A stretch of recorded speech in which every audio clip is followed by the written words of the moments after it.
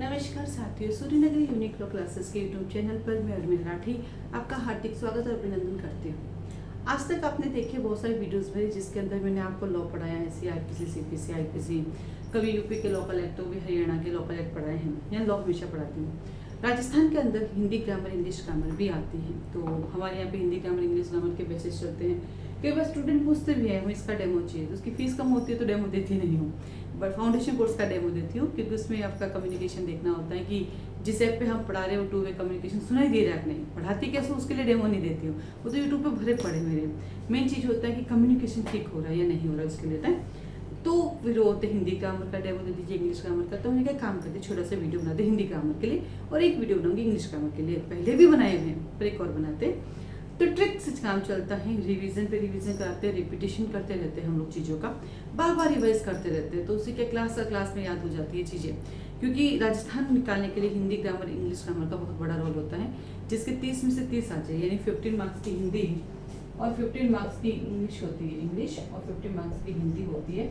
इसका प्री में बड़ा रोल होता है। जैसे 30 मार्क्स हो जाए तो 100 में से 30 आ गए आपके, फिर आप 40 नंबर अपने लॉ में ले आओ तो हो गए 70 कट हो जाती है, लगभग यही रहता है। तो इसका अच्छा रोल होता है। तो आइए आज हम पढ़ते संधि विच्छेद किसे कहते हैं। संधि किसे कहते हैं? दो ध्वनियों या वर्णों के परस्पर मेल को संधि कहते हैं। संधि कितने प्रकार की होती है? संधि 3 प्रकार की होती है, स्वर संधि, व्यंजन संधि और विसर्ग संधि। स्वर किसे कहते हैं? इंग्लिश में पढ़ते ना, वोवेल्स जिसे कहते हैं, ए आई ओ यू, ठीक वैसे स्वर किसे कहते हैं? तो स्वर होते हैं हमारे अ आ ई उ ए आई ओ औ। ठीक है, ये हमारे स्वर होते हैं। तो बाकी सब क्या है? तो बाकी सारे हमारे व्यंजन होते हैं, खाने वाले व्यंजन नहीं। हाँ, ये व्यंजन अकेले होते तो हलंत लगता है, क ख घ घ ड़। इन व्यंजन के साथ हमेशा स्वर जुड़ता है, इन व्यंजन के साथ स्वर जुड़ता है। जब स्वर जुड़ता है तो ये अपने आप में कंप्लीट होते हैं, अन्यथा ये अकेले रहते हैं। यानी हलंत होगा तो व्यंजन है, जैसे इसके साथ जुड़ जाएगा स्वर तो नहीं। तो क में अ इंक्लूड है, क में अ शामिल है। ठीक है, तो वैसे अतः संधि 3 प्रकार की होती है, स्वर, व्यंजन और विसर्ग संधि। अब अतः स्वर संधि कितने प्रकार की होती है? 5। इसको भी याद करने का तरीका है। सबसे बड़ा दीर्घ संधि, सबसे पहला आता है दीर्घ संधि, बड़ी संधि। जब आप बड़े हो जाते हो तो आप में गुण आते हैं, और जब गुण आते हैं तो आपकी वृद्धि होती है। तो कैसे याद किया? सबसे पहले दीर्घ संधि, जब आप बड़े हो जाते हो तो आप में गुण आते हैं, और गुण आने के बाद आपकी वृद्धि होती है। जब वृद्धि होती है, गलत काम करते तो यण यानी यम, जिसको मैं बोलती हूँ यण संधि, और हम इसको ट्रिक से यम आता है और आपको खत्म कर देता है, आपकी आदि कर देता है, दैट इज अवर अयादि। ठीक है, तो सबसे पहले क्या होता है? दीर्घ संधि आती है, दीर्घ से गुणों में गुण आते हैं, गुणों में वृद्धि होती है, वृद्धि तो यम सब आते हैं और आपको सब कुछ खत्म करते अयादि कर देते हैं। ऐसे करके याद करना। तो क्या? दीर्घ गुण वृद्धि यण अयादि संधि। ठीक है, सेकंड तरफ चलते हैं। सेकंड ट्रिक, दीर्घ संधि किसकी होती है? दीर्घ संधि आपके सगे भाई बहनों की होती है। ठीक है, आगे देखेंगे आपके गुण संधि आपके कजिन भाई बहन होते हैं, बुआ के बच्चों के साथ, और आपकी जो हृदय संधि है वो आपके मामा के बच्चों के साथ है। ऐसे कैसे बताती हूँ आपको। यहाँ सगे भाई बहन है, जैसे अ धन अ, इसको धन बोलते हैं, जमा बोलते हैं, जोड़ बोलते हैं, प्लस बोलते हैं। क्या क्या बोल सकते हैं आप इसको? इसको धन बोल सकते हो, जमा बोल सकते हो, जोड़ बोल सकते हो, प्लस, जैसा आपको कंफर्टेबल लगे। जैसे मैं धन बोलती हूँ, अधन आ इक्वल टू आ, अधन आ इक्वल टू आ, आधन अ इक्वल टू आ, आधन आ इक्वल टू आ। ठीक है, कुल मिला के क्या कहा? वृद्धि, यानी बड़े अक्षर की संधि होगी, यानी उन शब्दों की संधि होगी जिसमें आ दिखता है। अर्थात अगर कहीं रक्षक वर्ड आता है तो इस शब्द की संधि विच्छेद नहीं होगी, रक्षक, क्योंकि इसमें वृद्धि है ही नहीं किसी भी शब्द की, सब सिंगल सिंगल है। इसका मीनिंग क्या हुआ? हर शब्द की संधि विच्छेद जरूरी नहीं है, हर शब्द की संधि विच्छेद जरूरी नहीं है, लेकिन जहां पर आ की मात्रा से ब्रिज होगा वहां पे दीर्घ संधि होगी। एग्जाम्पल देखिए आपका रत्नाकर, रत्नाकर कहाँ पे दिख रहे हैं आपको आ की मात्रा? यहाँ पे।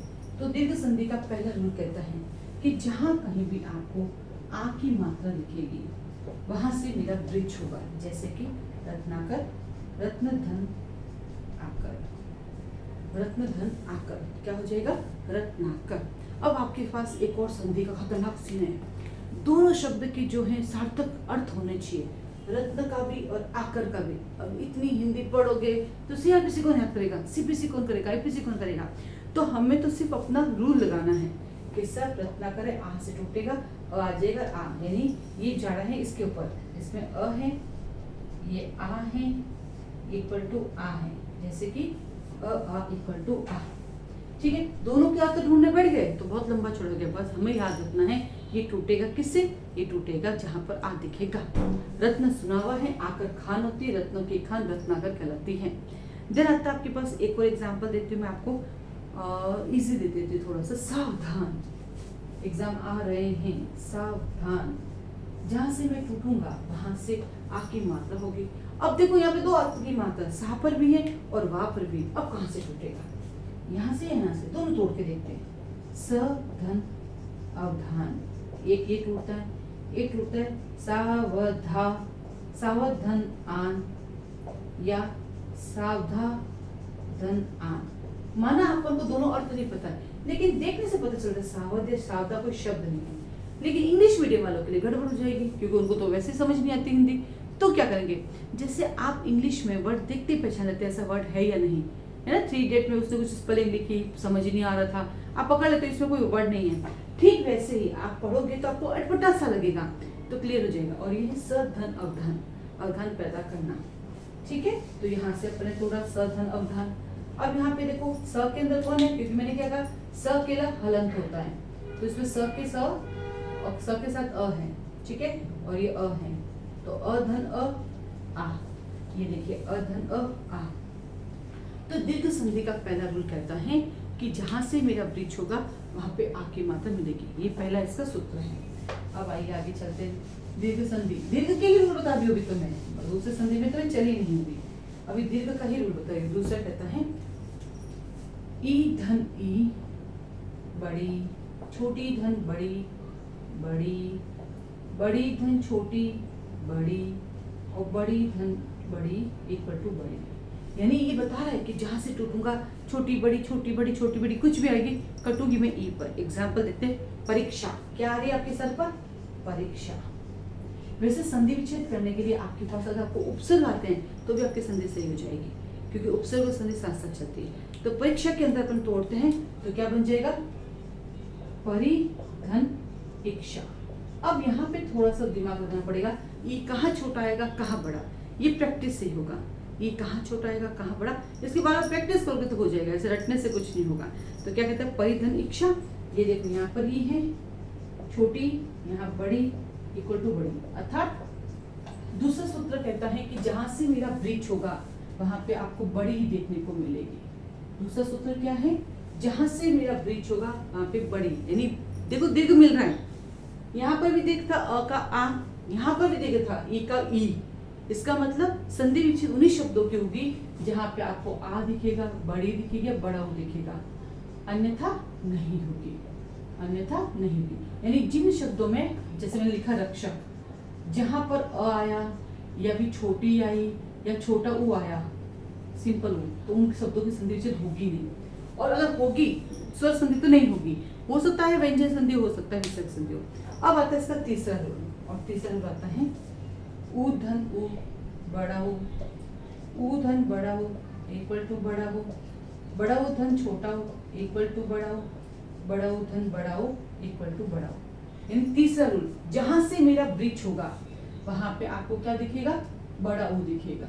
ये बड़ा ऊ की मात्रा है, वहां आपको बड़ा ऊ दिखेगा।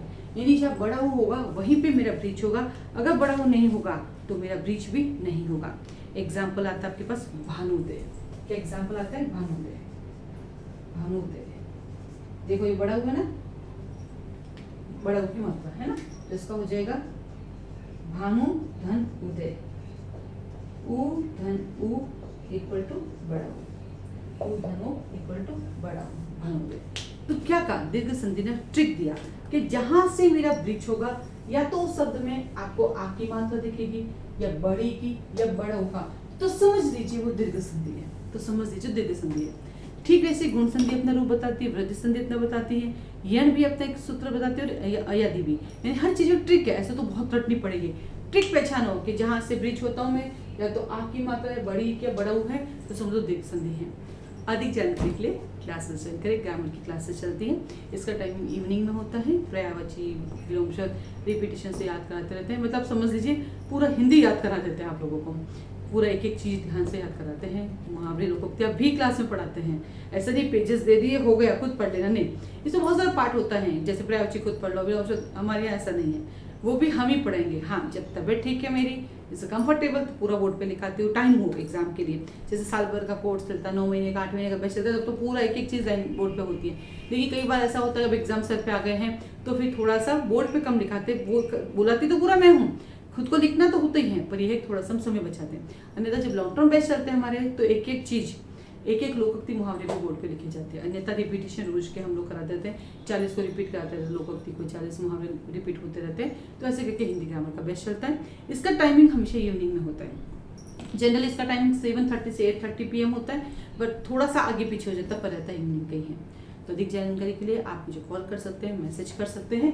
तो हिंदी ग्रामर भी मैं ही पढ़ाती हूँ, इंग्लिश ग्रामर भी मैं ही पढ़ाती हूँ, लोकल एक्ट भी मैं ही पढ़ाती हूँ, माइनर एक्ट भी मैं ही पढ़ाती हूँ, मेजर एक्ट भी मैं ही पढ़ाती हूँ। उसका रीज़न यही है, सब कुछ एक दूसरे से कनेक्टेड है। और राजस्थान वालों के लिए तो हिंदी इंग्लिश तो मैंडेटरी है। हाँ, कभी काम ज़्यादा हो जाता है, ऑफलाइन क्लासेस हो तो चलो फैकल्टी भी बुला लेती हूँ, ऑनलाइन में पॉसिबल नहीं है, कोरोना ख़त्म नहीं होता है। ऑफलाइन में भी मैं ही पढ़ाती हूँ, बट कई बार है ना, जब ज़्यादा बर्डन आ जाता है या बच्चों की रिक्वायरमेंट होती है कि नहीं हमें फैकल्टी से पढ़ना है, तो जरूर फैकल्टी भी बुलाती हूँ। मेरे पास है अच्छे अच्छे सर भी हैं जो मेरी सपोर्ट करता है, लेकिन मोस्ट ऑफ हमेशा मेरी प्रायोरिटी रहती है मैं ही पढ़ाऊँ। फिलहाल ऑनलाइन बैचेज है, क्लास अभी ऑफलाइन चल नहीं रही है, मैं भी जान नहीं सकती हूँ, तो फिलहाल तो सब कुछ मैं ही पढ़ा रही हूँ। ठीक है, तो अधिक जानकारी के लिए क्लासेस ज्वाइन कर सकते हैं। इसके लिए है आपके पास 9950574466। कॉल मैसेज कर सकते हैं, फॉर्म ले सकते हैं। यस, लॉ के नए बैचेस कब स्टार्ट हो रहे हैं? सारे स्टेट के, हर स्टेट की जुडिशरी के लिए बैचेस स्टार्ट हो रहे हैं। कब? ये हो रहे हैं आपके 16 अगस्त को। जैसे कि आप सबको पता है, कई लोग आप मुझे मैसेज कर देते न्यू बैचेस के लिए, और मैं बताती थी मैं प्रेग्नेंट हूँ, अभी नए बैचेस स्टार्ट नहीं होंगे। तो फाइनली कृष्ण भगवान हमारे घर पे आए हैं, बेटा हुआ है मुझे, तो काफ़ी हो गया है टाइम, तो अब मैं वापस पढ़ाने आ गई। तो अब सारे बैचेस हम लोग स्टार्ट करें मॉर्निंग इवनिंग के, तो आप उसे ज्वाइन कर सकते हैं। फी स्ट्रक्चर कई बार आपका मैसेज आता ज़्यादा है, मेहनत बहुत ज़्यादा है बेटा, उतना फ़ी नहीं है जितना मेहनत है। ठीक है, तो अधिक क्लासेस ज्वाइन कर सकते हैं। आज के लिए